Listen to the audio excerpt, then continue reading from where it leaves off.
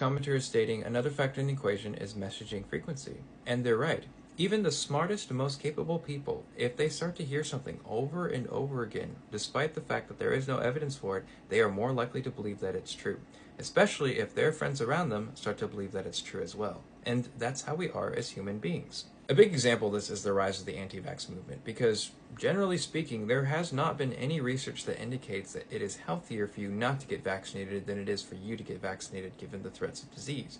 Yet, despite this, despite the fact that it used to be just far left, heavily progressive people who didn't get vaccinated in the early 2000s, now there has been a rising movement of people who are more skeptical of vaccines, largely because they're simply told to be.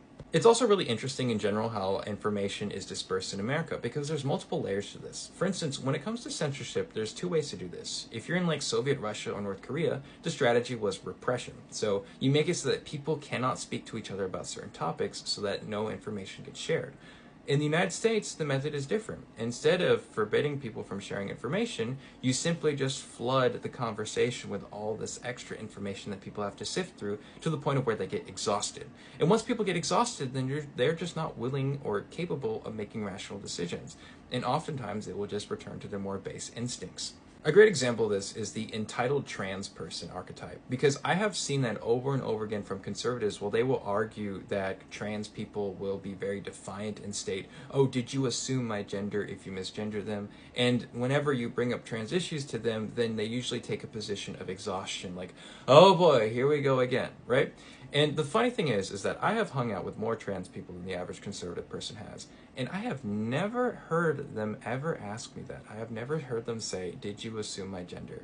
And I just think it's so funny, the idea that like trans people are naturally entitled, because if you actually hang out with them, most of them are very quirky, lovable, and socially awkward people with certain mental health issues because they were ostracized when they were growing up, which is unfortunate but fairly common in that community. So in essence, what is going on is that people don't necessarily have a problem with the actual subject itself. What usually is happening is that they are being trained to associate the subject with something negative.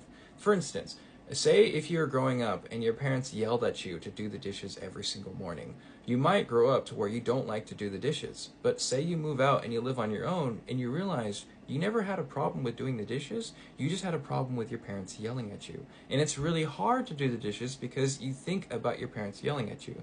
It's the same thing here. People will see trans person on the news, negative information. Trans person on the news, confusing information. So over time, whenever they hear the word trans, then they get triggered because they think, oh, something confusing is going to happen, something frustrating is going to happen, something irritating is going to happen.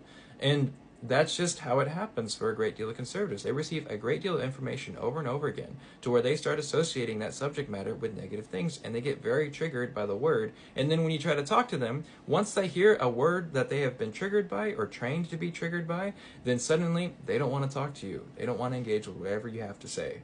And it's incredibly difficult to break.